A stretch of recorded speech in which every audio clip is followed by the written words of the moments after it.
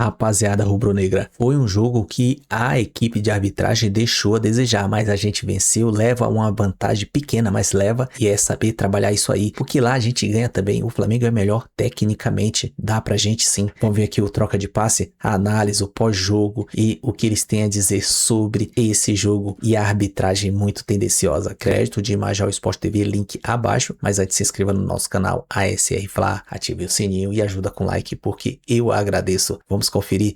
Um gosto amargo, né, Mansur? O primeiro tempo de muito domínio, um futebol muito vistoso do Flamengo, poderia ter matado o confronto, ter feito 3, 4, fez apenas 2. No segundo tempo, me senti um pouco vendo o jogo do Botafogo contra o Mirassol. Um primeiro tempo avassalador do Botafogo, um segundo tempo em que o Mirassol conseguiu um empate em 3-3. O Estudiantes dessa vez não foi superior ao Flamengo no segundo tempo, mas da mesma maneira o Flamengo tira um pouco o pé, não consegue criar mais o mesmo volume de chances e permite um gol que não é... O resultado continua sendo bom, 2-1, mas dentro do que havia acontecido no jogo até então, me parece que deixa um pouco frustrada a torcida, não, Mansur? Mas a sensação de que Flamengo e Palmeiras, ao entrar em campo, jogam o nível do jogo para cima, né? Parecem estar em um outro nível em relação aos demais. E o Flamengo fez hoje 45, 60 minutos de futebol que meio que confirmavam muito essa impressão, né? As possibilidades se abriram muito claramente para o Flamengo fazer um placar quase definitivo e algumas das melhores chances de ampliar vieram no início do segundo tempo, primeiros 10 a 15 minutos de segundo tempo, que o Flamengo teve ótimas possibilidades. O jogo começa a ter algumas mudanças, e aí é difícil a gente julgar se tem uma questão física nesse time que está aí rodando semana após semana, se foi uma questão das características do jogo que foram mudando um pouco. O Estudiantes começa, especialmente depois da entrada do Castro, camisa 22, ele entra com 15 minutos do segundo tempo, e o Estudiantes tenta começar a propor algo um pouco diferente no jogo. Começa a saltar a pressão do Flamengo com bola longa para tentar disputar a primeira bola, fisicamente se colocar mais no campo do Flamengo, levar o jogo para o outro lado do campo. E o Flamengo um pouco precipitado, quando tinha o espaço para fazer a transição, o Flamengo começou a precipitar jogadas. O Flamengo mais instável na parte técnica no segundo tempo, quando o jogo pediu uma coisa diferente. E a partir daí, o que se cria para mim? Um Flamengo na dúvida, se continuava arriscando na busca pelo terceiro gol ou se tentava administrar o 2-0. E aí o que muda definitivamente o jogo, para mim, é uma decisão equivocada da arbitragem na expulsão do Plata. Eu acho que o Plata faz um bloqueio da tentativa de chute do jogador do Estudiantes, toma um chute no pé e acaba tomando o segundo cartão amarelo. Aliás, não tem nem intervenção de VAR. Porque... Nesse mesmo lance, eu acho que deveria ter intervenção do VAR. Não para corrigir o lance do Plata, mas porque eu acho que houve um pênalti a favor do Flamengo. A bola, depois de quicar no chão, o jogador do Estudiantes está com o braço aberto, a bola toca no braço aberto do jogador do Estudiantes, não é um toque clamoroso, mas a bola desvia claramente a sua trajetória depois do toque do braço do jogador argentino e ela sobra para ele e vem o contato com o Plata. Também entendi que não foi para cartão, o Plata chega antes, né? Acho até que o Plata sofreu a falta no lance. Ele toma um chute no lance. Ele sofre a falta no lance, não foi uma solada, né? Porque se ele tivesse chegado com a sola e o jogador chutar... É porque não tem movimento do pé dele para baixo. No primeiro momento eu tive a impressão de uma solada do Plata e o chute por baixo, e aí sim seria uma falta para cartão amarelo. Mas revendo diversas vezes o lance, o Plata chega antes, claramente, tira a bola e toma um chute na lateral do pé, né? Então, para mim, a falta era a favor do Flamengo, ele deu a falta contra, como era segundo cartão amarelo, não tem intervenção, havia possibilidade de rever nesse caso. Mas a mão do jogador do Estudiantes eu acho que poderia ter sido revista. Acho que a lição que fica, assim, futebol, os jogos não são o mesmo desenho. É muito raro você ter uma partida de futebol em que o jogo ele é o mesmo desenho ao longo de 90 minutos. Jogos mudam, seja por questão física, mental, técnica, tática, jogos mudam de cara ao longo do tempo. Quando você tem um domínio tão grande, ainda mais num jogo que ele não se resolve nesses 90 minutos, não é um jogo de um campeonato de 38 rodadas em que 2-1 ou 4-1 ou 3-0 são os mesmos 3 pontos que você leva para a tabela, você precisa fazer a vantagem, você precisa ter eficácia, você precisa concluir melhor e transformar isso em vantagem. O Flamengo não conseguiu. Na hora que o jogo mudou de cara no segundo tempo, primeiro por uma mudança na maneira do Estudiantes jogar e depois pela intervenção da arbitragem na expulsão do Plata, e aí um lance em que é uma bola disputa, a bola é lançada na área, a defesa do Flamengo está até montada, tem a disputa no alto, a bola espirra, sobra com o jogador do Estudiantes. Até ganha o lance pelo alto, né? Ele cabeceia, para azar dele, a bola pega nas costas do jogador do Estudiantes e vai parar lá na segunda trave pro Carrillo. O chute parecia não ter a direção do gol, resvala no peito do Léo Pereira e vai no gol. É isso, coisas do futebol. No fim, como o Alex sempre diz aqui, futebol é sorte, né? No fim, o Estudiantes contou um pouco com a sorte, é verdade, mas faltou ao Flamengo a precisão para, no momento em que era avassalador no primeiro tempo, ter matado o jogo, ter feito 3, 4 com a quantidade de chances que criou e o sufoco passado pelo Estudiantes ao longo de todo o primeiro tempo, né, Alex? Boa noite. Boa noite, Felipe, Cadu Mansa, todo mundo que está em casa. Ficou claro a superioridade do Flamengo, né? Só que toda essa superioridade, o futebol te mostra que você precisa exercê-la, né? Dentro dos seus momentos que o jogo acaba dando. E o Estudiantes, ele só pôde crescer um pouco no jogo a partir de que o Flamengo, aí que a gente, igual o Mansur falou bem, a gente não sabe se tem alguma coisa física ou não. E aí por isso também você tem 5 substituições para tentar de repente mexer com alguma coisa no jogo. Mas no primeiro tempo ali até aquela chance bem clara do Pedro, né? Que ele acabou... Ele cortou bem, mas bateu exatamente... Era uma chance claríssima, né? Para ampliar, né? O lado esquerdo do goleiro ficou todo aberto. Ele bateu em cima do... Não, porque você vendo todo mundo que assiste o primeiro tempo, assim, desse jogo do Flamengo, o início do jogo, impressionante, né? O atropelo e a superioridade natural da gente acabar vendo. E o resultado, ele acaba sendo algo, lógico, que pode trazer um alerta importante também pro jogo, né? Porque agora você não tem conforto nenhum, porque essa diferença de um gol, ela é importante, mas ela te traz um alerta que pode também trazer algo também para que você fique mais ligado nesse jogo da volta. E jogar fora de casa, Libertadores, contra esses times argentinos, assim, nunca é muito simples, né, cara? E tem algumas variáveis, às vezes erro de arbitragem... sei lá, a gente não pensa em má intenção, mas também a gente nunca dispersa sobre isso, porque é um risco muito alto, né? Então é um pecado por tudo que o Flamengo é de melhor do que o Estudiantes e de repente sair só com 2-1, né? Da maneira que tinha construído. 2-0 seria uma maravilha e ainda sairia, ó, pra você ver como é que é, sairia lamentando apenas 2-0. Não até por causa de um risco de perder a classificação lá, mas é que foi realmente um time muito superior, cara, mas o futebol ele te prega algumas peças que você precisa não dar chance para o azar, porque às vezes essa questão de uma sorte aqui, um azar ali, pode bater, rebater, que é a coisa que você não espera, mas acabou sendo um resultado bem ruim, mesmo ainda eu confiando bastante que o Flamengo, com esse nível de time, naturalmente...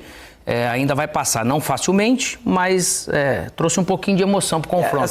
Quando o Alex fala o resultado foi bem ruim, dentro do que foi o jogo, né? Porque na teoria, você venceu o primeiro jogo, vai jogar por um empate na Argentina, o Flamengo tem um time melhor, para mim é favorito, inclusive, para vencer também o jogo da Argentina, mas pelas circunstâncias de que foi desenhado no primeiro tempo, a gente imaginava uma goleada até do Flamengo, por tudo o que aconteceu. Foi um domínio amplo, Mansur, e às vezes a gente comenta aqui no Troca de Passes, o Flamengo às vezes tem todo o domínio e tal, mas não cria tantas chances. Hoje não foi. Não. Hoje o Flamengo criou uma série de oportunidades no primeiro tempo, só para lembrar algumas aqui, ó.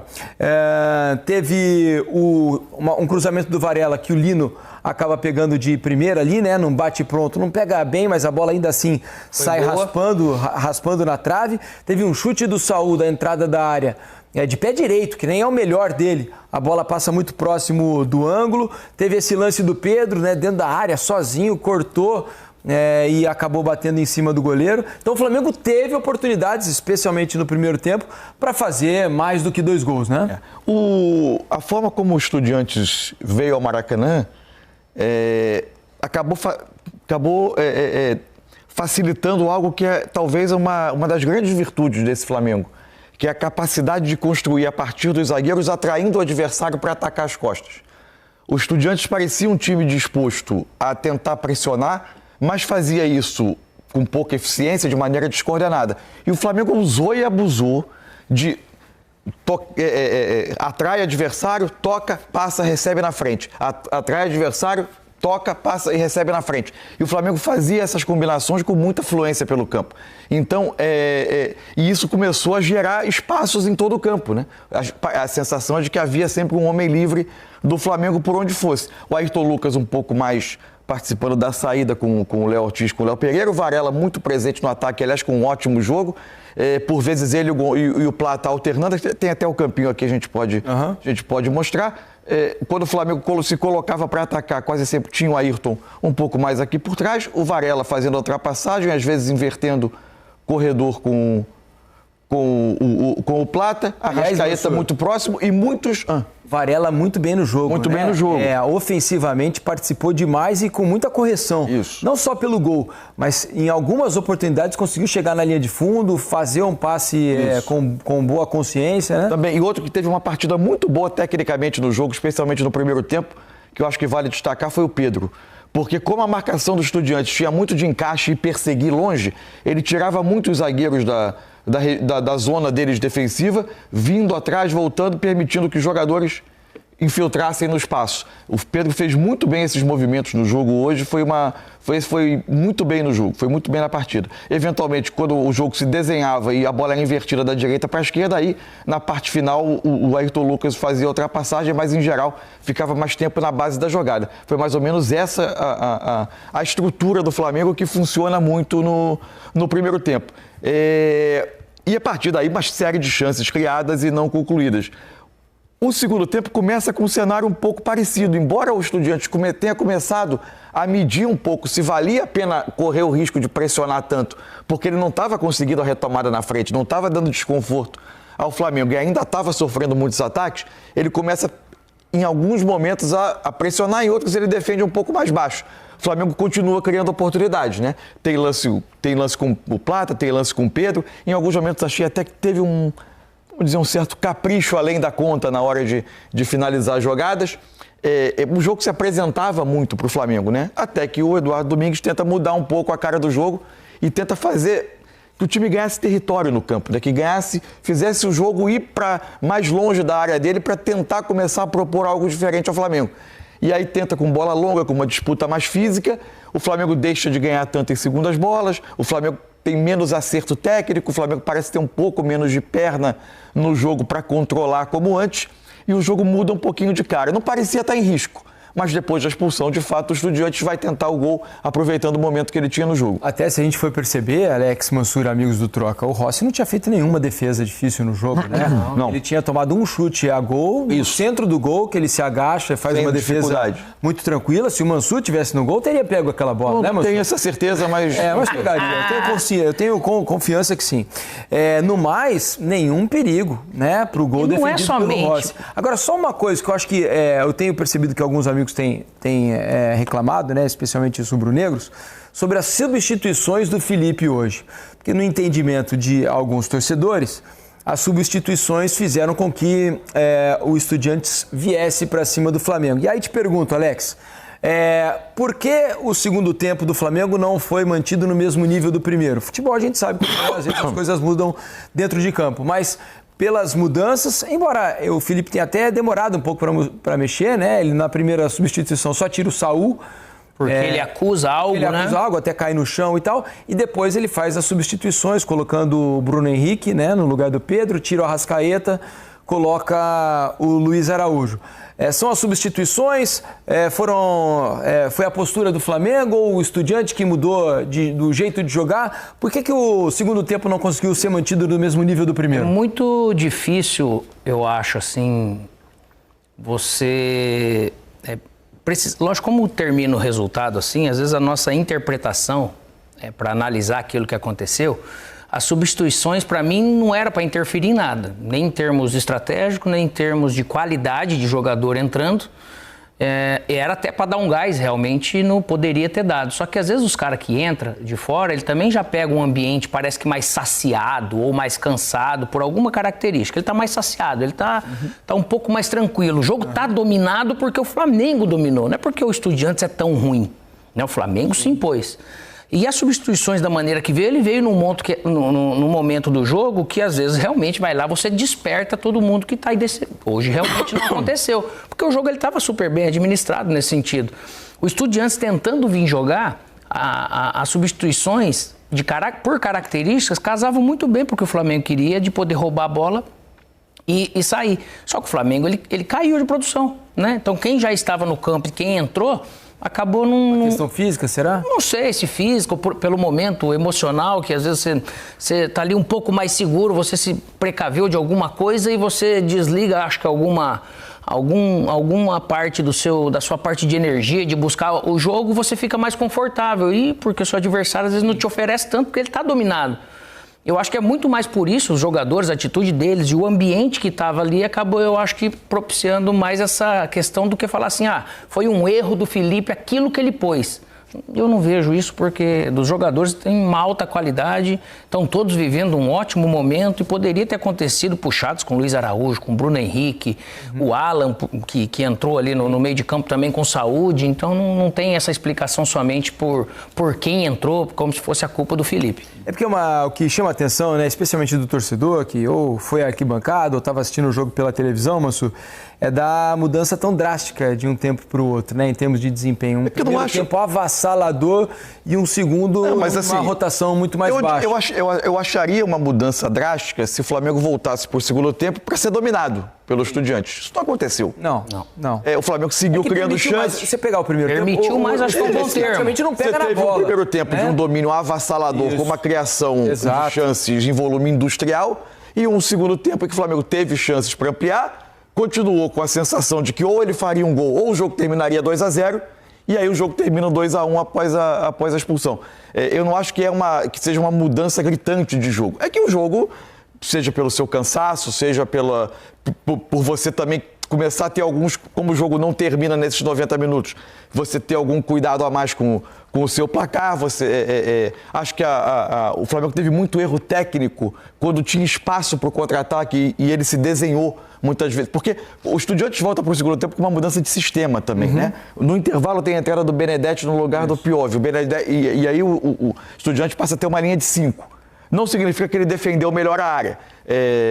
O que ele queria era tentar ter um pouquinho de saída com os dois homens pelo lado, sem se desguarnecer tanto atrás, para tentar, eventualmente, ter alguma estocada. Isso não mudou o fato de o Flamengo encontrar espaços. E conforme o tempo foi passando, o Estudiantes vai se expondo um pouco mais ao contra-ataque, que era um espaço que o Flamengo não tinha no primeiro tempo. No primeiro tempo o Flamengo criava o espaço através de atrair o adversário e jogar as costas, e isso gerou chances que o Flamengo não aproveitou por erro técnico, por precipitação em alguns passes. E tirou o pé do acelerador até na questão de pressionar a bola. Também. Porque está mais confortável, às vezes o que acontece no campo é isso. Aí você fica mais permissivo. E também você perde o seu grande... Quando, para mim, por uma questão física, sai o Saul, entra o Alan, o Flamengo perde talvez o seu grande controlador de jogo no meio, né, na ausência do Jorginho. E é importante para o Flamengo que ele esteja na Argentina, pelas circunstâncias em que o jogo vai se dar. Eu acho que é fundamental ter um jogador com essa experiência e com essa capacidade de baixar o ritmo do jogo quando necessário, desde que, evidentemente, o Flamengo não seja surpreendido por um gol muito cedo, que isso pode ser o que de pior pode acontecer para o Flamengo lá, é perder a vantagem que ele tem muito cedo, tentar expor os Estudiantes à necessidade de buscar o placar e sair de uma zona de conforto dele.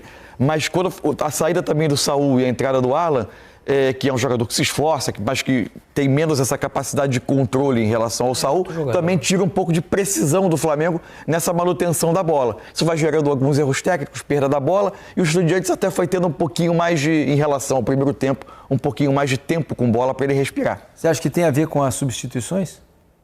Do Felipe? A queda, Não, eu acho que ele trocou. Ele tirou os jogadores que são estrelas. Eu acho que ele reagiu ao jogo, jogadores que não têm decidido. A primeira mudança, eu acho que o Saul está no momento físico do jogo e dessa sequência. Pelo momento que ele vem de carreira e da temporada, né? Ele vinha de uma interrupção de temporada europeia. Ele não jogou o Mundial de Clubes pelo Atlético. Se eu não estou errado, ele não chegou a entrar. Aí ele estava no momento que fisicamente ele precisava sair.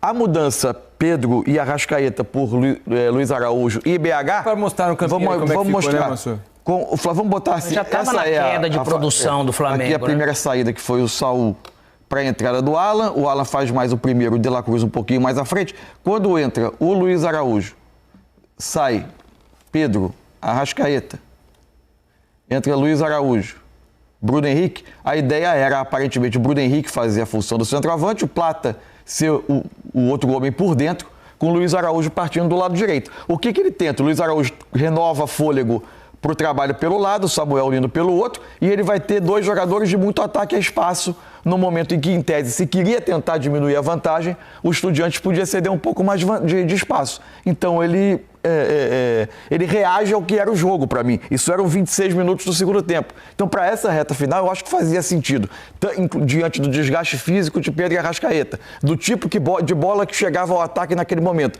que pedia ataque um pouco mais às costas, eu acho que fazia sentido a substituição do Felipe. E a última mudança, você tem a expulsão do Plata, né?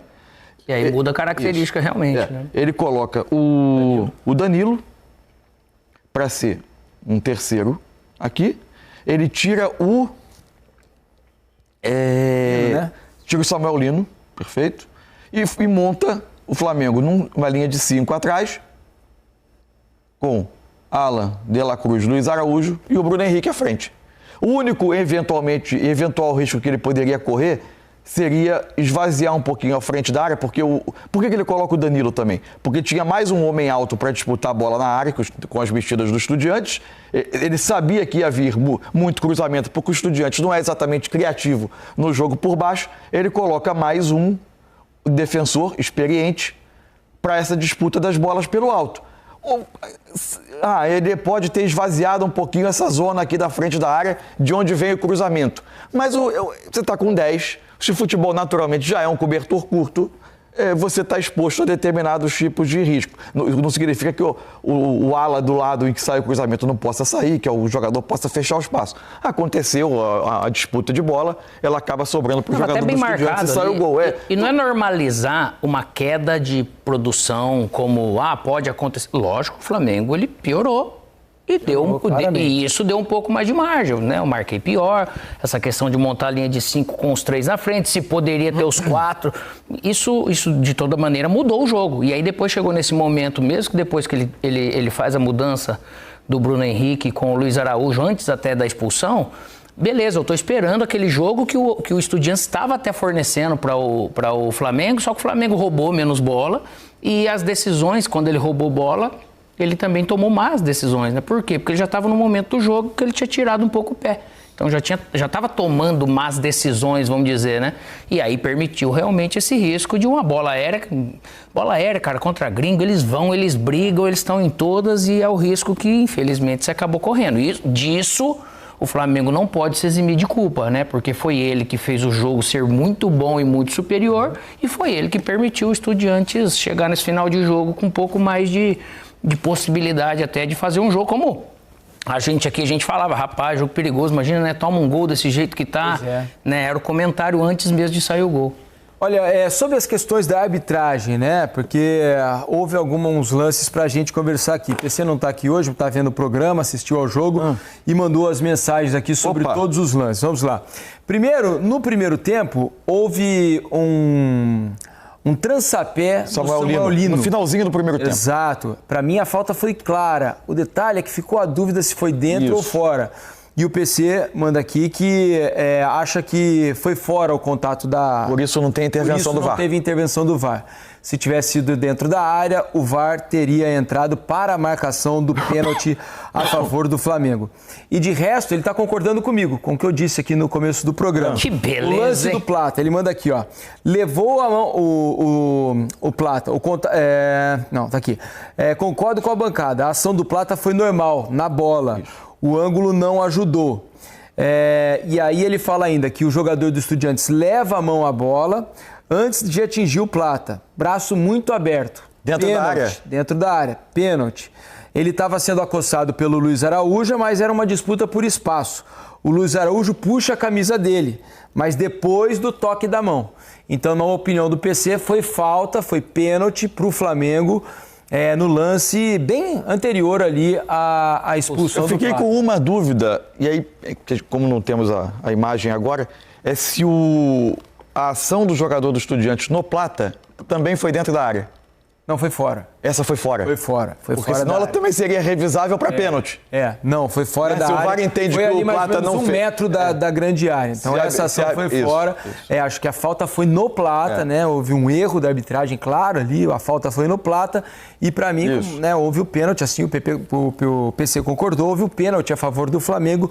O braço estava aberto aqui, ele dá um soco, um toque na bola, um pouquinho aqui, atrapalha muda a trajetória. O Luiz Araújo, que estava disputando, né, ali, o Luiz Araújo até estica o pé, o braço dá um soco antes aqui e atrapalha o jogador do Flamengo. Então, erro grave da arbitragem ao não marcar o pênalti a favor do Flamengo e ao expulsar o Plata. O pior até, pior do que talvez a expulsão de hoje seja perder o Plata para o jogo da volta, né? Porque o Plata... eu acho esse um jogador tipo de jogo, muito interessante, muito inteligente para esse tipo de jogo, ajuda demais, tanto na parte da recomposição, quanto no ataque lá na frente, para receber a bola em profundidade. Ele tem boa velocidade, pressiona muito bem os zagueiros adversários e eu acho que vai fazer falta no jogo da Argentina. Né? Eu estava me preparando durante o jogo para um debate que eu acho que vai acontecer, que era se seria Pedro ou Bruno Henrique. Pelo tipo de jogo. Sim. Agora, eu acho que a presença do Bruno Henrique no jogo é quase uma certeza, né?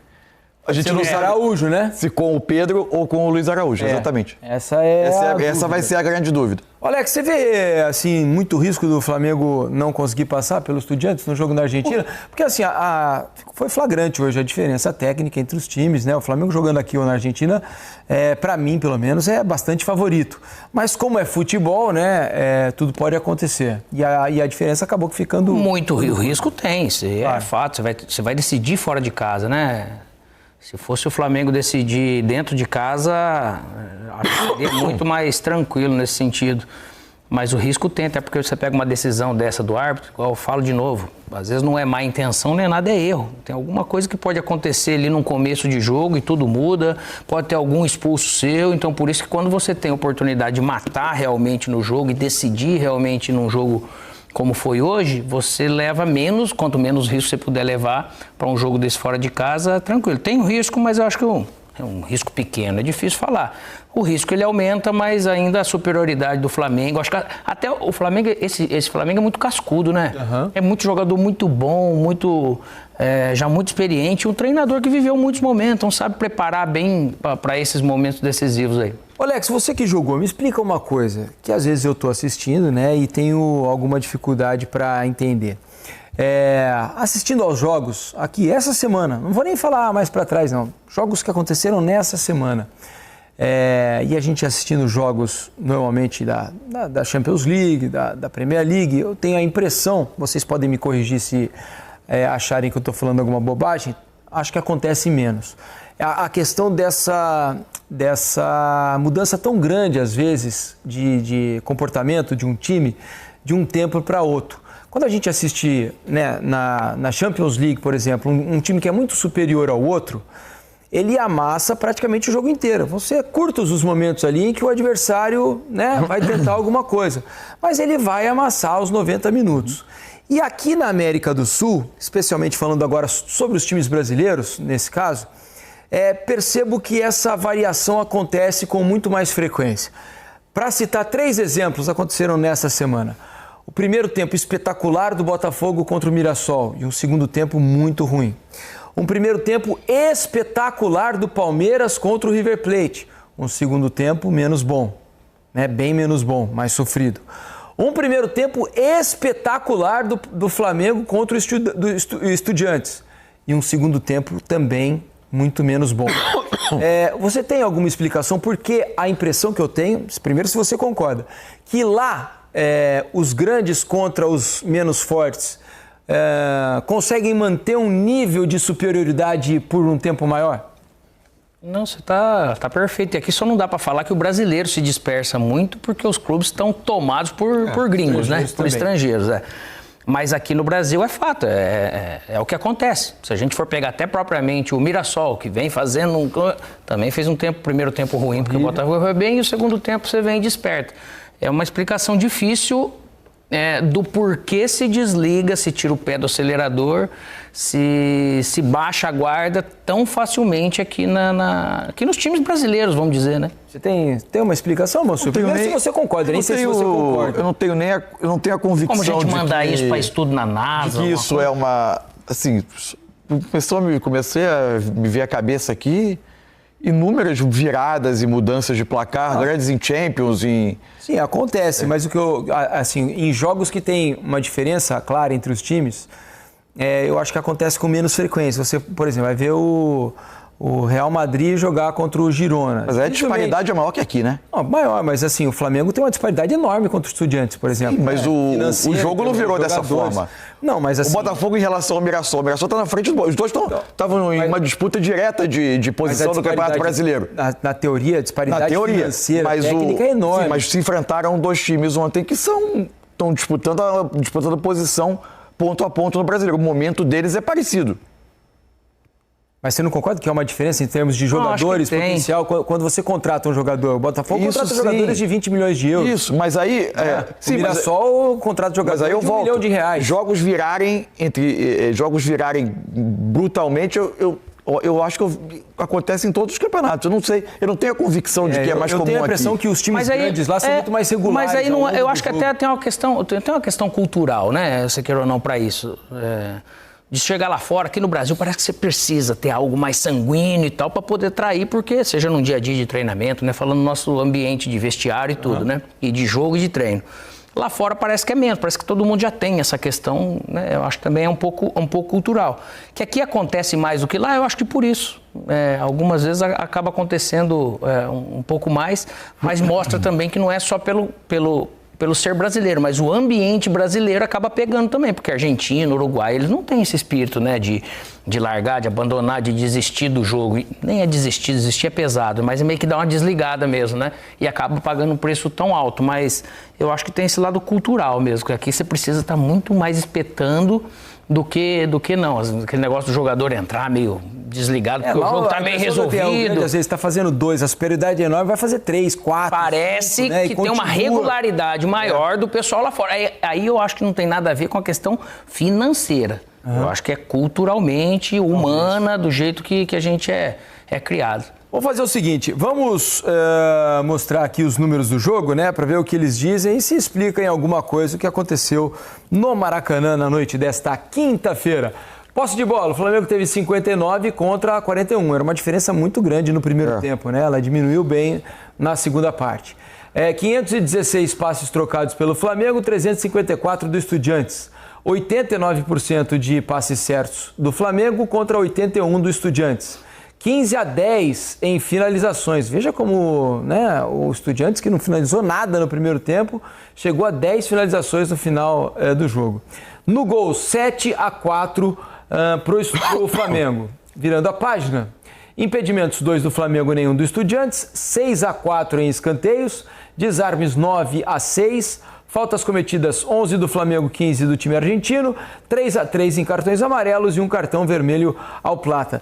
Se a gente for olhar apenas os números, dá a impressão até que o jogo foi mais equilibrado do que realmente foi, né?